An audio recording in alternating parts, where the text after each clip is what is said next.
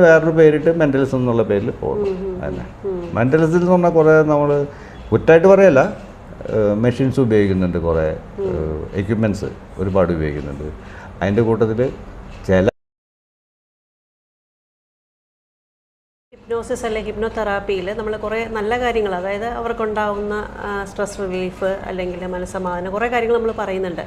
നെഗറ്റീവായിട്ട് അല്ലെങ്കിൽ ഏറ്റവും പ്രശ്നമായി നമ്മൾ സൂക്ഷിക്കേണ്ട ചില കാര്യങ്ങളുണ്ടാവുമല്ലോ നമ്മൾ ഈ ഹിപ്നോസിസിൻ്റെ വേളയിൽ അല്ലെങ്കിൽ അതിന് ശേഷം. അങ്ങനെ എന്തെങ്കിലും പ്രശ്നങ്ങൾ വന്ന ആൾക്കാർ അങ്ങനെ എന്തെങ്കിലും തോന്നിയിട്ടുണ്ടോ? ഹിപ്നോസിസ് ചെയ്തിട്ട് ഒരാൾക്കും ഇന്ന് വരെ ലോകത്ത് ഒരിടത്തും ഒരു പ്രശ്നം വന്നിട്ടില്ല. നിങ്ങളൊന്ന് ഉറങ്ങി എണീക്കുന്നത് അത്രയുള്ള കാര്യങ്ങൾ ഇതിനകത്തുള്ളൂ.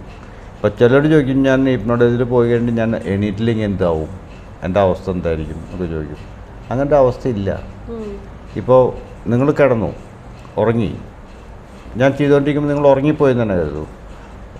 ഒരു കുറച്ച് സമയം നിങ്ങളുടെ സ്വാഭാവികമായിട്ടുള്ളൊരു സമയം ഉണ്ടാവും ഉറക്കം ഉണരുന്നത്. അതാകുമ്പോൾ നിങ്ങൾ എണീക്കും.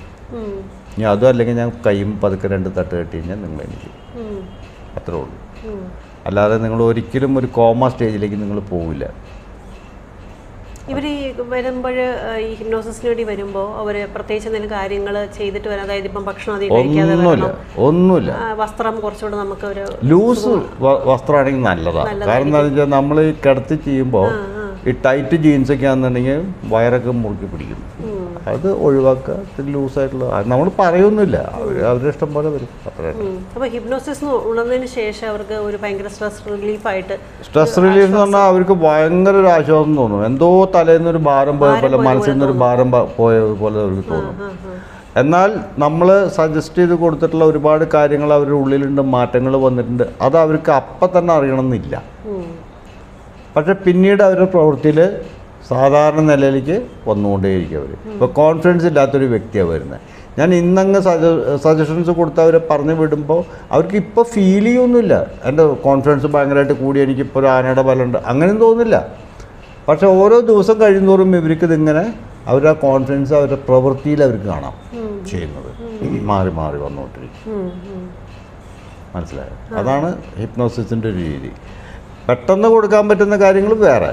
ഈ മാഡം നേരത്തെ ചോദിച്ച പോലുള്ള മാനസികമായിട്ട് വരുന്ന കുറെ പ്രശ്നങ്ങളുണ്ട്, അതിനെ എങ്ങനെ എടുത്ത് കളയാം, അതൊക്കെ പെട്ടെന്ന് ചെയ്യേണ്ട കാര്യങ്ങളാണ്. അതൊന്നും പിന്നെ പലവട്ടം ചെയ്യേണ്ട കാര്യങ്ങളല്ല, പിറ്റേ സ്ലോലി വരുന്ന കാര്യങ്ങളൊന്നുമല്ല. പിന്നെ ഒരു സിറ്റിങ്ങിന് വന്നു, അതോടുകൂടി നിർത്തി പോയി കഴിഞ്ഞാൽ അത് നിങ്ങളുടെ പ്രശ്നം. ചിലപ്പോൾ 2 3 സിറ്റിംഗ് വേണ്ട ഒരു കാര്യമാണെങ്കിൽ വന്നേ പറ്റൂ. മനസ്സിലായോ? ഗ്യാപ്പ് എത്ര വേണം എന്നുള്ളത് അവർക്ക് തീരുമാനിക്കാം. 1 ആഴ്ച 2 ആഴ്ച നമ്മളൊരു ഗ്യാപ്പ് നമ്മൾ പറയും, നിങ്ങൾക്ക് ഇത്ര ദിവസത്തിനുള്ളിൽ നിങ്ങൾ പറഞ്ഞാൽ നമുക്ക് 2ാമത്തെ സിറ്റിംഗ് നടത്താം, ചെയ്യാം എന്ന് പറയും. ചിലർ പറയും അതൊരു പോക്ക് പോയി പിന്നെ വരില്ല. എന്നിട്ട് പിന്നെ നമ്മളെ പറഞ്ഞിട്ട് ഒരു കാര്യമില്ല. കാരണം ഈ നമ്മൾ കൊടുക്കുന്ന സജഷൻസ് ഒരു കുറച്ച് ദിവസം കഴിയുമ്പോൾ അത് ലൂസാവാൻ തുടങ്ങും. മനസ്സിലായോ? അത് ലൂസായി കഴിഞ്ഞാൽ അങ്ങനെ ലൂസായി ഞാൻ പോകും. ഇപ്പോൾ ഈ കായംകുളത്ത് നിന്ന് എനിക്കൊരു ലേഡി വന്നിരുന്നു, അവരുടെ ഹസ്ബൻഡിനും കൊണ്ട് വന്നിരുന്നു. വെള്ളടിയാണ് പ്രശ്നം. അപ്പോൾ ഞാൻ ആദ്യമേ എൻ്റെ അടുത്ത് ഇങ്ങനെ വരുന്നവരോട് ഞാൻ പറയും, ഒരാഴ്ചയെങ്കിലും വെള്ളടി നിർത്തണം. കാരണം എന്താണെങ്കിൽ അവരുടെ മനസ്സ് പൂർണ്ണമായിട്ടും റെഡി ആവണം. നിർത്തണം എന്നുള്ള ആഗ്രഹം കള്ളുകൂടിയാണെങ്കിലും സേർട്ടുകൂടിയാണെങ്കിലും അവർ തീരുമാനിക്കണം നിർത്തണം എന്നുള്ളത്. അല്ലാതെ എൻ്റെ അടുത്ത് പറഞ്ഞിട്ട് വെറുതെ സമയം മെനക്കെടുത്ത് കാര്യം കളയാന്നുള്ളത് വേറെ ഒരു കാര്യമില്ല. അവർ തീരുമാനിച്ചിട്ട് വന്നില്ലെങ്കിൽ അവർ ഇവിടുന്ന് ഇറങ്ങും, നേരെ അടുത്ത ബാറിൽ കയറി പോയി 2 അടിക്കും. അപ്പോൾ അതിൽ നല്ലത് അവർ തീരുമാനിച്ചിട്ട് വരിക. അവർക്ക് നിർത്തണം എന്നുള്ള ആഗ്രഹം അവർക്കും ഉണ്ടാവണം. അങ്ങനെ വന്നു, നിർത്തിയവർ അങ്ങനെ വളരെ ഡീസൻ്റായിട്ട് പോയി. 4 മാസത്തേക്ക് ഒരു പ്രശ്നം ഉണ്ടായില്ല. അതിനുള്ളിൽ കൂടെ ഞാൻ പലവട്ടം ആ ലേഡിയെ പിടിച്ചു, എൻ്റെ അടുത്ത് കൊണ്ടുവരും വീണ്ടും. അല്ലെങ്കിൽ നിൽക്കില്ല, അത് എനിക്കറിയാം, നിൽക്കില്ല, അത് പോവും. ആ ടെംപ്റ്റേഷൻ അങ്ങനെ ഉള്ളിൽ കിടക്കുകയല്ലേ. അതിന് നമ്മൾ പൂർണ്ണമായിട്ട് എടുത്ത് കളയണമെങ്കിൽ 2 3 സിറ്റിംഗ് നടത്തിയേ പറ്റൂ. അവർ വന്നില്ല, ഈ സമയമില്ല, അവർക്ക് ആ പ്രശ്നം ഈ പ്രശ്നം മൊത്തം പ്രശ്നങ്ങൾ വന്നില്ല. അത് വീണ്ടും നല്ല ഫുൾ തങ്ങി. അങ്ങനെ ആവും. ഇനിയിപ്പോൾ എൻ്റെ അടുത്ത് കൊണ്ടുവന്നിട്ടും കാര്യമില്ല. കാരണം ഒരിക്കൽ നമ്മൾ സജഷൻ കൊടുത്തു, ഇനി ആ സജഷൻ വീണ്ടും കൊടുത്തിട്ട് വലിയ ഗുണമൊന്നുമില്ല. അവർക്ക് സമയം കിട്ടിയില്ല, അവരിത് സിമ്പിളായിട്ട് എടുത്തു. എല്ലാവർക്കും പറ്റുന്ന കാര്യം ഇതാ, ഒരാദ്യം പോയില്ലേ, ഇനിയിപ്പോൾ അതിൻ്റെ ആവശ്യമൊന്നുമില്ല എന്ന് തോന്നും അവർക്ക്. ആ തോന്നലാണ് പ്രശ്നം ഉണ്ടാക്കുന്നത്. അതല്ല, അവർ വരണം. 2 3 സിറ്റിംഗ് വേണ്ട കാര്യങ്ങളാണെങ്കിൽ മാത്രം നമ്മൾ പറയുള്ളൂ. എനിക്ക് മിക്കവാറും കേസുകൾക്കൊക്കെ ഒറ്റ സിറ്റിംഗ് മതി, അവരോട് നമ്മൾ അവസാനിപ്പിക്കും. അത് നമുക്ക് ഇങ്ങനെ ദിവസം കയറി ഇറങ്ങണം എന്നുള്ള ആഗ്രഹമൊന്നുമില്ല. പക്ഷേ ചില കേസുകളിൽ 2, 3, 5 സിറ്റിംഗ് വരെ ആവശ്യമുള്ള ചില കേസുകളുണ്ട്. നമ്മളതിനനുസരിച്ച് പറയും 5 സിറ്റിംഗ് വേണം. അതും പീരീഡ് ടൈം നമ്മൾ കുറച്ച് കൊണ്ടുവരുന്ന ചില കാര്യങ്ങളുണ്ട്. അപ്പോൾ പെട്ടെന്ന് തിരിച്ചു പോകേണ്ട ചില ആൾക്കാരുണ്ട്. അവർ ആകെ ഉണ്ടാവുക ഒരാഴ്ചയാണ്. അപ്പോൾ ഒരാഴ്ചയിലേക്ക് അത് തന്നെ 3 പ്രാവശ്യം സിറ്റിംഗ് ആവുള്ളൂ. നടത്തിയേ പറ്റും. അല്ലെങ്കിൽ പിന്നെ അവർക്ക് ടൈമില്ല. അപ്പോൾ ചെയ്യും. അതല്ലെങ്കിൽ ഒരാഴ്ച 2 ആഴ്ച ഗ്യാപ്പിട്ട് കൊടുത്ത് ചില 1 മാസം വരെ ഗ്യാപ്പിട്ട് കൊടുത്ത് ചെയ്യുന്നുണ്ട്. ഈസിയാണ്.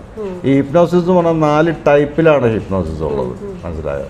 ഒന്ന് എന്ന് പറഞ്ഞാൽ ക്ലിനിക്കൽ ഹിപ്നോസിസ് എന്ന് വെച്ചിട്ടുണ്ടെങ്കിൽ അതാണ് നമ്മളിവിടെ സാധാരണയായിട്ട് ട്രഡീഷണൽ വേ ഓഫ് ഹിപ്നോസിസ് എന്ന് പറയും ഉപയോഗിക്കുന്നത്. രണ്ടാമത്തെ എന്ന് പറഞ്ഞാൽ NLP ഹിപ്നോസിസ്. മൂന്നാമത്തെ എന്ന് പറഞ്ഞത് ഇൻസ്റ്റൻറ്റ് ഹിപ്നോസിസ്, സ്റ്റേജ് ഹിപ്നോസിസ്. അപ്പോൾ നമ്മൾ സ്റ്റേജിലൊക്കെ കാണിക്കുന്ന ആ പരിപാടിയാണ്. ഒരാൾ 1, 2, 3 ഉറങ്ങും പറഞ്ഞാൽ ഉറക്കിക്കളയും. അതാണ് ചെയ്യുന്നത്. ഫോർത്ത് വൺ എന്ന് പറഞ്ഞാൽ എറിക്സോണിയൻ മെത്തേഡ്. അത് ഇവിടെ നാട്ടിൽ ആരും ഉപയോഗിക്കാത്തൊരു മെത്തേഡാണ് എറിക്സോണിയൻ മെത്തേഡ്. അത് ഞാൻ ഉപയോഗിക്കുന്നുണ്ട്. എപ്പോഴാണെന്ന് വെച്ച് കഴിഞ്ഞാൽ എൻ്റെ മുമ്പിൽ വരുന്ന വ്യക്തിക്ക് ചിലപ്പോൾ വരാൻ ഒരു താല്പര്യമില്ലാതെ വന്നിട്ടുള്ളതായിരിക്കും. വീട്ടുകാരെ ബോധിപ്പിക്കാനോ അവരുടെ വേണ്ടപ്പെട്ടവരാരെങ്കിലൊക്കെ കാണിക്കാൻ വേണ്ടിയിട്ട് മാത്രം വന്നിട്ടുള്ള ആൾക്കാരായിരിക്കും.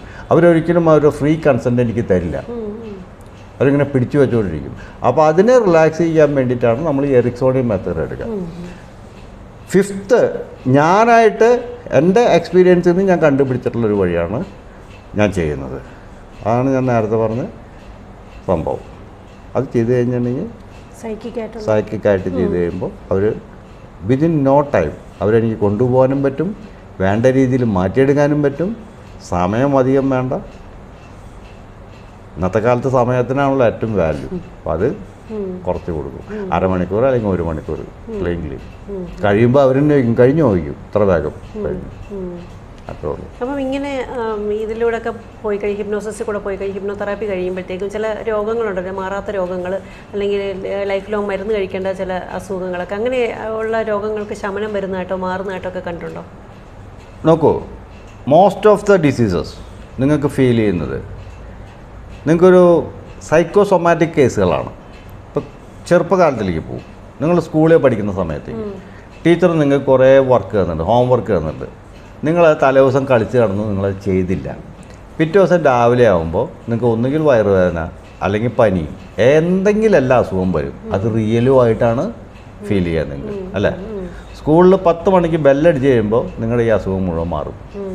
Will be totally free. ഇതാണ് ഇങ്ങനെയുള്ള സാധനത്തിനാണ് ഈ സൈക്കോസൊമാറ്റിക് എന്ന് പറയുന്നത്. മിക്കവാറും പല ആൾക്കാരും എൻ്റെ അടുത്ത് വന്നിട്ടുണ്ട്, എനിക്കിത് ഇവിടെ ഭയങ്കര വേദന, കൈ അനക്കാൻ പറ്റുന്നില്ല, അങ്ങനെയാണ് ഇങ്ങനെയാണ്, അതൊക്കെ ഉണ്ട്. അവർക്കൊക്കെ നമ്മളെന്ന് പറഞ്ഞാൽ ഈ സൈക്കോസൊമാറ്റിക്കാണ് നമ്മൾ നല്ലൊരു ട്രീറ്റ്മെൻറ്റ് കൊടുത്തുമ്പോൾ അങ്ങ് മാറും അവരുടെ. പലരും വന്നിട്ടുണ്ട്, കാല് ഭയങ്കര വേദന, കൈ ഭയങ്കര വേദന, ഇതെല്ലാം സൈക്കോസൊമാറ്റിക്കാണ്. എന്തെങ്കിലും ഉറക്കമില്ലായ്മ എന്ന് പറഞ്ഞാൽ 100% സൈക്കോസൊമാറ്റിക്കാണ്. നമുക്ക് സുഖമായിട്ട് മാറ്റി കൊടുക്കാവുന്ന ഒരു പ്രശ്നമാണ്. ഇനി ഉറക്കം കൂടുന്ന ആൾക്കാരുണ്ട് ചിലവർ. ഈ ഉറക്കം വരുന്നില്ല എന്നുള്ളവർ മാത്രമല്ല, ഉറക്കം രാവിലെ എണീക്കാൻ പറ്റാത്ത ആൾക്കാരുണ്ട്. എൻ്റെ അടുത്ത് തന്നെ ഉണ്ട്, പേഷ്യൻസ് ഉണ്ട്. ഒരാളുണ്ട്, ഒരു എൻജിനീയറായിരുന്നു. അയാൾ ഈ ഹൈവേയുടെ വർക്കിലാണ് നിന്നിരുന്നത്. ഇയാളെ അവിടെ ചവിട്ടി പുറത്താക്കി. ഒരൊറ്റ ദിവസം ഇയാൾ ടൈമിന് അവിടെ ചെല്ലുന്നില്ല. എന്നും രാവിലെ 9, 10 മണിയായിട്ട് എണീക്കുന്നത് ഉറക്കം, അമിതമായിട്ടുള്ള ഉറക്കം. നല്ല തടിയൊക്കെയുള്ള മനുഷ്യൻ.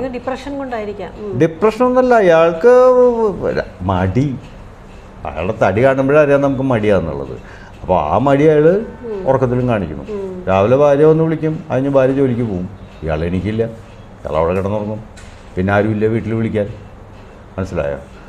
ഓഫീസിലും അങ്ങനെ കുറേ കണ്ടിന്യൂസ് ആയിട്ട് ഇയാൾ എന്ന് ആബ്സെൻ്റ് ആയപ്പോൾ അവർ പുറത്താക്കി അയാളെ.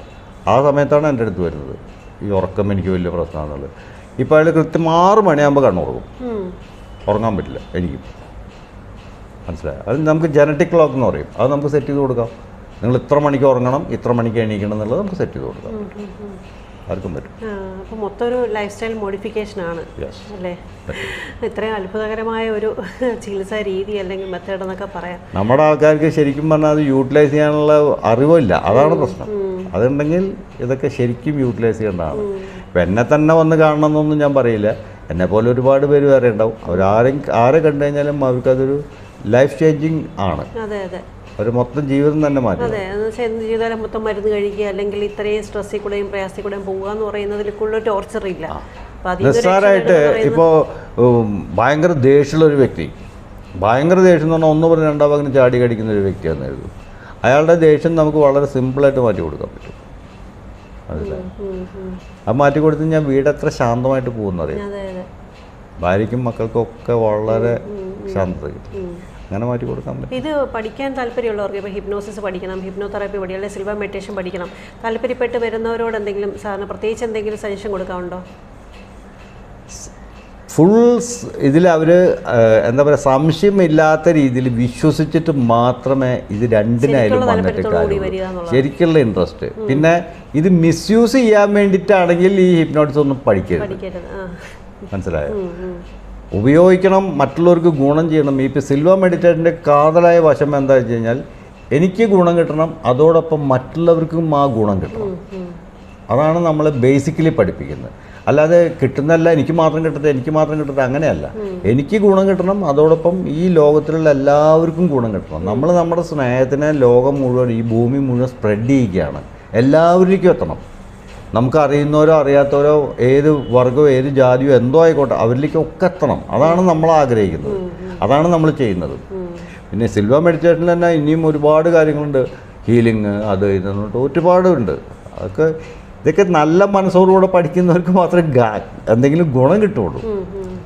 ഹിപ്നോസിസ് ആണെങ്കിലും ചുമ്മാ വന്ന് പഠിച്ചിട്ട് തമാശയ്ക്ക് പോകാന്നുള്ള ഒരു ഇതിൽ പഠിച്ചിട്ട് കാര്യമില്ല. എല്ലാം നിരന്തരമായ ഒരു ശ്രമം, പ്രാക്ടീസ് എല്ലാം വേണം എന്നുള്ളത്. സ്വന്തമായിട്ട് തന്നെ അത് നമ്മൾ ചെയ്യുന്ന കാര്യങ്ങൾ സിൽവർ മെഡിറ്റേഷനൊക്കെ ഡെയിലി എന്ന് പറഞ്ഞോണം തന്നെ ആ റുട്ടീനാക്കി വെക്കണം. നിങ്ങൾക്ക് ഇതിന് സമയമില്ല. ഏത് സമയത്ത് എവിടെ വെച്ചും നിങ്ങൾക്ക് ചെയ്യാം സിൽവർ മെഡിറ്റേഷനൊക്കെ. നിങ്ങൾക്ക് രാവിലെ തന്നെ ചെയ്യണമെന്നില്ല, വൈകിട്ട് ചെയ്യണമെന്നില്ല, ഉച്ചയ്ക്ക് ചെയ്യണമെന്നില്ല. നിങ്ങൾക്ക് എപ്പോൾ സമയം കിട്ടുന്നോ just spend few minutes for this. ദിവസം 3 പ്രാവശ്യം ചെയ്യണം? ഇല്ല, അതൊന്നുമില്ല. നിങ്ങളുടെ ഇഷ്ടം പോലെ. ആദ്യത്തെ ഒരു 90 ദിവസം മാത്രമേ. അതുമില്ല. അതൊക്കെ ഞാൻ എടുത്തു കളഞ്ഞിട്ടാണ് ഞാൻ ഈ കട്ട് ഷോട്ട് ചെയ്ത് കൊണ്ടുവന്നത്. മനസ്സിലായോ? കാരണം സമയമില്ലല്ലോ ആർക്കും. എല്ലാവരും ജോലിക്കും മറ്റുള്ളതിനൊക്കെ പോകുന്നതല്ലേ, അവർക്കൊന്നും സമയമില്ല. അപ്പോൾ ഇത് എത്രയും വേഗം അവസാനിപ്പിച്ചിട്ട് ബാക്കി കാര്യങ്ങൾ ചെയ്യാണ്ടാവും. ഇപ്പോൾ മാഡത്തിനാണെന്നുണ്ടെങ്കിൽ രാവിലെ എൻ്റെ ഇതിന് 2 മണിക്കൂർ കളയാൻ കിട്ടുമോ, അല്ലെങ്കിൽ 1 മണിക്കൂർ കളയാൻ കിട്ടുമോ? ഇല്ല. രാവിലെ എണീക്കണം, കാര്യങ്ങളുണ്ട് വീട്ടിൽ, അതിന് ജോലിക്ക് പോകണം. എല്ലാവർക്കും ഇങ്ങനെ തന്നെയാണ്. സാറിൻ്റെ സ്റ്റുഡൻസ് എന്താ പറയുന്നത്? ഇവർ പഠിച്ചവരും അല്ലെങ്കിൽ പ്രാക്ടീസ് ചെയ്യുന്നവർക്കുള്ള അഭിപ്രായം ഇപ്പം എങ്ങനെയാണ്? എല്ലാവർക്കും നല്ല അഭിപ്രായം തന്നെ. എന്നൊരാരും തന്നെ ഒരു മോശം അഭിപ്രായം എന്നെ കുറിച്ച് ആരും പറഞ്ഞിട്ടില്ല. എല്ലാവരും നല്ല അഭിപ്രായം തന്നെ അവരൊക്കെ സ്ഥിരമായിട്ട് കണ്ടിന്യൂ ചെയ്ത് പോകുന്നു. അവർ ചെയ്ത് സിൽവർ മെഡിറ്റേഷൻ ഏതാണ്ട് 90%ഓളം എനിക്കറിയാം അവർ പ്രാക്ടീസ് ചെയ്യുന്നുണ്ട്. പിന്നെ എനിക്ക് ഇടയ്ക്കിടയ്ക്ക് ഞാൻ വിളിച്ച് ചോദിക്കും, പ്രാക്ടീസ് ചെയ്യുന്നില്ലേ? അവർക്ക് എന്തെങ്കിലും ഡൗട്ട് ഉണ്ടെങ്കിൽ എന്നോട് ചോദിക്കാം, ഞാൻ പറഞ്ഞു കൊടുക്കും. മനസ്സിലായില്ലേ? അപ്പോൾ അതുകൊണ്ട് പറയാറുണ്ട് അവർ. പിന്നെ എന്ന് പറഞ്ഞാൽ ഒരു 10% അതിനകത്ത് കാണും മടി പിടിച്ചിരിക്കുന്നവർ. നാളെ ചെയ്യാമെന്ന് ഇവർ നാളെ ഒരിക്കലും അവസാനിക്കില്ല. അങ്ങനെ ഹിപ്നോസിസ് പഠിക്കാൻ വരുന്ന സ്റ്റുഡൻസും അങ്ങനെ തന്നെ. അവർ മെയിനായിട്ടുള്ള അവരുടെ കംപ്ലൈൻറ്റ് എന്ന് പറഞ്ഞാൽ എനിക്ക് ആരും കിട്ടുന്നില്ല ചെയ്യാനായിട്ട്. ആരും കിട്ടുന്നില്ല പറഞ്ഞാൽ വീട്ടിൽ ചെന്നിട്ട് ഭാര്യയെ വിളിച്ച് ഹിപ്നോട്ടൈസ് ചെയ്യാൻ നോക്കി കഴിഞ്ഞാൽ നടക്കില്ല ഒരിക്കലും. ഭർത്താവ് ഭാര്യയോ ഹിപ്നോട്ടൈസ് ചെയ്യാൻ പോയി കഴിഞ്ഞാൽ നടക്കില്ല. അമ്മ, അച്ഛൻ, ഇവരൊന്നും ഹിപ്നോട്ടൈസ് ചെയ്യാൻ പറ്റില്ല. കാരണം ഇതൊക്കെ എന്ന് പറഞ്ഞാൽ മാനസികമായിട്ടൊരു ബന്ധമുള്ള ആൾക്കാരാണ്. മനസ്സിലായോ? അതുകൊണ്ട് അങ്ങോട്ടും ഇങ്ങോട്ടും നടക്കില്ല. പുറത്താരെങ്കിലും കിട്ടണം. ഫ്രണ്ട്സിനെയാണ് ഏറ്റവും എളുപ്പം നമുക്ക് ചെയ്യാനായിട്ട്. ഞാനൊക്കെ അവിടെ വടക്കുന്നാഥൻ അമ്പലത്തിൻ്റെ മുമ്പിൽ നിന്നിട്ടാണ് ചെയ്തിരുന്നത് ആദ്യകാലങ്ങളിൽ, ക്ലയൻസിനെ കിട്ടാൻ വേണ്ടി. അപ്പോൾ ഒരാൾ നമ്മൾ ചെയ്യുന്ന കാണുമ്പോൾ ഒരാൾ ഇങ്ങനെ ഉറങ്ങുന്ന കാണുമ്പോൾ ഒരാൾ ചോദിക്കും എന്ത് പറ്റി? അപ്പോൾ നമ്മൾ പറയും ഹിപ്നോസിസ് ആണ്, വേറെ ഒന്നുമില്ല. അങ്ങനെയൊക്കെയാണ് നമ്മൾ മാർക്കറ്റ് ചെയ്യേണ്ടത്. നമ്മൾ സ്വയം മാർക്കറ്റ് ചെയ്താൽ കിട്ടും. ക്ലാസ്സിലും പറഞ്ഞു കൊടുക്കും.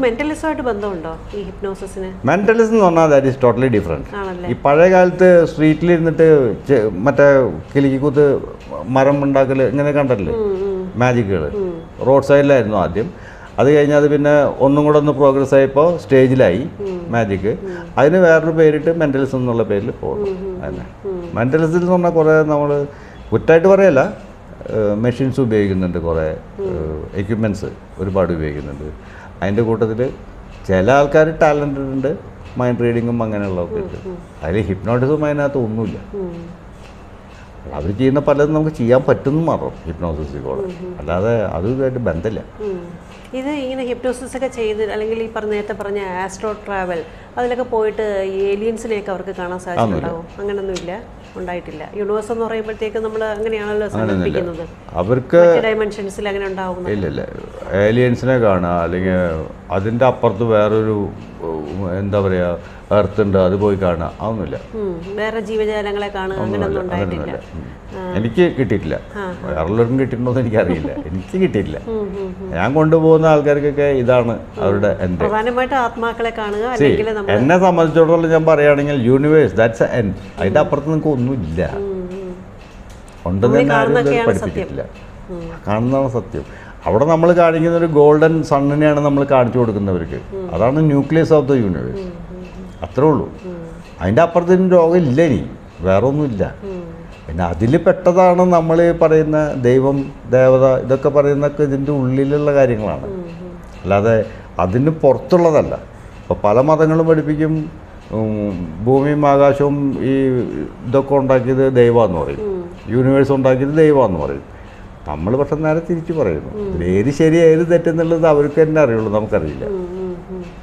നമുക്ക് പറയാവുന്ന മാത്രമേ ഉള്ളൂ. അപ്പോൾ ഇത് പഠിക്കാൻ താല്പര്യപ്പെട്ട് വരുന്നവർക്ക് ക്ലാസ്സുകൾ എങ്ങനെയൊക്കെയാണ് എടുക്കുന്നത്, എപ്പോഴൊക്കെയാണ് എടുക്കുന്നതെന്നൊന്ന്? ക്ലാസ് എന്ന് പറഞ്ഞാൽ 10 to 5 ആയിരിക്കും per day class. Hypnosis class ആണെങ്കിൽ 3 സെക്ഷനായിട്ടാണ് വെക്കുന്നത്. ഫസ്റ്റ് ഒരു ലെവലുണ്ട്, സെക്കൻഡ് ഒരു ലെവലുണ്ട്, തേർഡ് ഒരു ലെവലുണ്ട്. ഇത് ഓരോന്നിനും പഠിച്ച് പോകുമ്പോഴാണ് അവർ ഫുൾ ആവുന്നുള്ളൂ. മനസ്സിലായില്ലേ? ഈ 3 ലെവലും 3 ടൈമിൽ 3 ദിവസങ്ങളിലായിട്ട് തന്നെ വേണം. അത് ക്ലാസ് വെച്ച് ആ ടൈമിന് നമ്മൾ പറയും ഇന്ന ക്ലാസ് എന്ന് പറയും. 10 to 5 ആണ് അതിൻ്റെ യൂഷ്വൽ ടൈമിങ്. സിൽവ മെഡിറ്റേഷൻ എന്ന് പറഞ്ഞാൽ രാവിലെ 10 to 5. സിൽവ മെഡിറ്റേഷൻ തൃശ്ശൂർ വെച്ച് മാത്രമേ നടത്തുന്നുള്ളൂ. അത് ഞാൻ ട്രാവൽ ചെയ്ത് അവിടെ ഇവിടെ നിന്നും പോയി ഞാൻ നടത്തുന്നില്ല. തൃശ്ശൂരാണ് ക്ലാസ്. അത് ഫിക്സ്ഡാണ്. Hotel pearl regency near to KSRTC and railway station. ഏത് ദിവസമൊക്കെയാണെന്ന് നേരത്തെ അറിയിക്കും? അങ്ങനെ അല്ല, അത് നമ്പർ ഓഫ് പീപ്പിളിനനുസരിച്ചിട്ട് നമ്മൾ ദിവസം ഫിക്സ് ചെയ്യും, എന്നിട്ട് എല്ലാവരും നോട്ടിഫൈ ചെയ്യും. അതിപ്പോൾ മാസത്തിൽ മിക്കവാറും ഫസ്റ്റോ അല്ലെങ്കിൽ സെക്കൻഡോ സൺഡേയിലാണ് വെക്കാറ്. ആൾക്കാരുടെ കൺവീനിയൻസ്. എത്ര പേരെയൊക്കെ ഒരു ഗ്രൂപ്പായിരിക്കും സൗകര്യം? Maximum 10 to 15. 10 to 15 ആയിരിക്കും സൗകര്യം. ഒരു ഗ്രൂപ്പിൽ എടുക്കുകയുള്ളൂ. അത് കൂടുതൽ എല്ലാവരും എനിക്ക് പേഴ്സണലായിട്ട് അറ്റൻഡ് ചെയ്യണ്ടേ. അപ്പോൾ ആൾക്കാരുടെ എണ്ണം കൂടിക്കഴിഞ്ഞാൽ എനിക്ക് പറ്റില്ല. 10 ആണ് എനിക്ക് ഏറ്റവും പ്രിഫറൻസ്. പിന്നെ ഇപ്പം മാക്സിമം അത് പറ്റില്ല, എനിക്കിപ്പോൾ തന്നെ പഠിക്കണം എന്നൊക്കെ പറഞ്ഞാൽ 15 വരെയൊക്കെ എടുക്കും. അതിൻ്റെ അപ്പുറത്ത് നമ്മൾ നോട്ട്സോ കാര്യങ്ങളോ സർട്ടിഫിക്കറ്റ് എന്തെങ്കിലും? ഇതിന് ഒരു നോട്ട്സും ഇല്ല, സർട്ടിഫിക്കറ്റ് ഉണ്ട്. ആവശ്യപ്പെടുന്നവർക്ക് സർട്ടിഫിക്കറ്റ് കൊടുക്കും. അല്ലാതെ ഇതുകൊണ്ട് ഈ മെഡിറ്റേഷൻ സർട്ടിഫിക്കറ്റ് കൊണ്ട് അവർക്ക് വലിയ ഗുണമൊന്നുമില്ല. കാരണം ഈ മെഡിറ്റേഷനെ അവർക്ക് വേറെ ആളെ പഠിപ്പിക്കാൻ പറ്റില്ല. അവരുടെ പേഴ്സണൽ യൂസിന് മാത്രം ഉള്ളതാണിത്. ഹിപ്നോസിസ് എന്ന് പറഞ്ഞാൽ അങ്ങനെയല്ല. അതിന് സർട്ടിഫിക്കറ്റ് ഉണ്ട്, ഗവൺമെൻറ് ഓഫ് ഇന്ത്യ അപ്രൂവ്ഡ് ആണ്. അത് അവർക്ക് യൂസ് ചെയ്യാൻ പറ്റും, മറ്റുള്ളവർക്കും വെച്ച് യൂസ് ചെയ്യാൻ പറ്റും. മെഡിറ്റേഷൻ മെത്തേഡ് അവർക്ക് മാത്രമുള്ളതാണ്, അവർക്ക് മാത്രം ഗുണം കിട്ടുന്നതാണ്. അല്ലാതെ ഞാൻ പഠിച്ചു വന്ന എൻ്റെ ഭാര്യയ്ക്കും കൊടുക്കാന്ന് നടക്കില്ല. കാരണം ഈ 5 to 0 ആണ് എൻ്റെ നമ്പർ. ഈ 5 to 0 ഭാര്യയ്ക്ക് കിട്ടില്ല, ഇവർക്കേ കിട്ടുള്ളൂ. കാരണം ഇവരുടെ ഉള്ളിലാണ് ബാക്കിയെല്ലാം കിടക്കുന്നത്. ഞാൻ വർക്ക് ചെയ്ത് വേറെ തന്നെ വരണം. അങ്ങനെ വരുന്നുണ്ട് പലരും. ഭാര്യ പഠിച്ചിട്ട് പോവും, ഭർത്താവിനോട് പറയും, ഭർത്താവ് പഠിച്ചിട്ട് പോവും, ഭാര്യ ചെയ്യുന്നുണ്ട്. എന്തായാലും വളരെ രസകരമായ ഒരു വിദ്യയാണ്, അല്ലെങ്കിൽ ഒരു പ്രോസസ്സാണ്, തെറാപ്പിയാണെന്നൊക്കെ പറയാം. ഇൻട്രസ്റ്റിംഗ്, വെരി ഇൻട്രസ്റ്റിംഗ് ആണ്. അപ്പം മേനോൻ സാറാണ് നമ്മളോട് ഇത്ര നേരം സംസാരിച്ചത്. സാർ തൃശ്ശൂരാണ് സ്ഥലം. പേൾ റീജൻസിയിൽ എവിടെ വെച്ചാണ് സിൽവ മെഡിറ്റേഷൻ്റെ ക്ലാസ് എടുക്കുന്നത്. ബാക്കിയൊക്കെ സാറ് ഹിപ്നോസിസ് ക്ലാസ് ഞാൻ ട്രിവാൻഡ്രത്തും എറണാകുളത്തും തൃശ്ശൂരും നടത്താറുണ്ടായിരുന്നു നേരത്തെ. പക്ഷേ ഇപ്പം ഞാൻ പ്രിഫർ ചെയ്യുന്നത് തൃശ്ശൂർ ക്ലാസ് മാത്രമാണ്. അവിടെയാണ് കൺവീനിയൻസ്. പുറത്തൊക്കെ ചെയ്യാറുണ്ട്. പുറത്തൊക്കെ ഒരുപാട് ചെയ്യാറുണ്ട്, ഓൺലൈനിൽ ചെയ്യുന്നുണ്ട്. അത് മാത്രമല്ല ഇപ്പോൾ ബോംബെ മുതൽ ഇങ്ങോട്ടെല്ലാം ഞാൻ അവിടെ പോയി ചെയ്യുന്നതാണ് ഉണ്ടായിരുന്നു. ഇപ്പം ഞാൻ കുറച്ചായിട്ട് ഞാൻ അത് നിർത്തി വെച്ചിരിക്കുക. ചെന്നൈയിൽ എനിക്ക് ചെയ്യാറുണ്ട്, ക്ലാസ് നടത്താറുണ്ട്, ബാംഗ്ലൂരുണ്ട്, ബോംബെയിലുണ്ട്, ഒക്കെ നടത്താറുണ്ട് ക്ലാസ്സുകൾ. ഇപ്പോൾ എന്തുകൊണ്ടോ ഒരു മൂഡില്ല യാത്ര ചെയ്യാൻ. അത് തന്നെ ട്രിവാൻഡ്രത്ത് ഞാൻ സ്ഥിരമായിട്ട് ക്ലാസ് വെച്ചിരുന്നു, എല്ലാ മാസവും തന്നെ വെച്ചിരുന്നു. ഇപ്പം അങ്ങനെ ട്രാവലിംഗ് എനിക്കൊരു ബുദ്ധിമുട്ട്. അതുകൊണ്ടാണ് ഈ തൃശ്ശൂർ മാത്രമായിട്ട് കോൺസെൻട്രേറ്റ്. ഓൺലൈൻ ചെയ്യാം, ഹിപ്നോട്ടിസം പഠിപ്പിക്കാം. ഫസ്റ്റ് ലെവല് സെക്കൻഡ് ലെവലും ഓൺലൈനിൽ പഠിപ്പിക്കാം. പക്ഷെ അവർക്ക് ഇത് പ്രാക്ടിക്കലി ചെയ്യാനായിട്ട് അവിടെ ഒരാളുണ്ടാവണം. ക്ലാസ്സിലാവുമ്പോൾ എന്ന് പറഞ്ഞാൽ ഇവർ മിനിമം ഒരു 4 or 5 പ്രാവശ്യം പ്രാക്ടിക്കൽ നടത്തിയിട്ടാണ് പോകുന്നത്. അതുകൊണ്ട് ക്ലാസ് ഞാൻ പറയുന്നത് ഇനി ഓൺലൈനിൽ ചെയ്ത് പഠിക്കാൻ അവർ ചെയ്യാൻ ആളുണ്ടോയെന്നൊക്കെ തോന്നുകയാണെങ്കിൽ കുഴപ്പമില്ല. അങ്ങനെയും നോക്കാം. സിൽവ മെഡിറ്റേഷൻ നമുക്ക് ഓൺലൈനിലും പഠിപ്പിക്കാൻ പറ്റും. ആണല്ലേ. അപ്പം ഒരുപാട് കാര്യങ്ങൾ നമുക്ക് വിശദമായിട്ട് പറഞ്ഞു തന്നു. സത്യം പറഞ്ഞാൽ വളരെ ഇൻട്രസ്റ്റിംഗ് ആണ്. സമയം പോയതേ അറിഞ്ഞില്ല. ഇപ്പോൾ തൃശ്ശൂരിൽ നിന്ന് യാത്ര ചെയ്ത് ഇവിടം വരെ എത്തി. സാർ പറയുകയും ചെയ്തു യാത്ര ഇപ്പോൾ എനിക്ക് അധികം താല്പര്യം, എന്നിട്ട് പോലും ഇവിടം വരെ എത്തി നമ്മുടെ പ്രേക്ഷകർക്ക് വേണ്ടിയിട്ട് നമുക്ക് വേണ്ടിയിട്ടൊക്കെ ഇത്രയും കാര്യങ്ങൾ പകർന്നു തന്നതിന് ഒരുപാട് നന്ദി. അപ്പം സാറിൻ്റെ ഡീറ്റെയിൽസ്, സാറിനെ എങ്ങനെ കോൺടാക്ട് ചെയ്യണം, ഫോൺ നമ്പർ, അഡ്രസ്സ്, കാര്യങ്ങളെല്ലാം നമ്മൾ വീഡിയോയുടെ താഴെ ഡിസ്ക്രിപ്ഷൻ ബോക്സിൽ കൊടുത്തേക്കും. അപ്പോൾ ഇതുവരെ വീഡിയോ കണ്ടിരുന്ന എല്ലാ പ്രേക്ഷകർക്കും സ്നേഹത്തോടെ നന്ദി. നമസ്കാരം.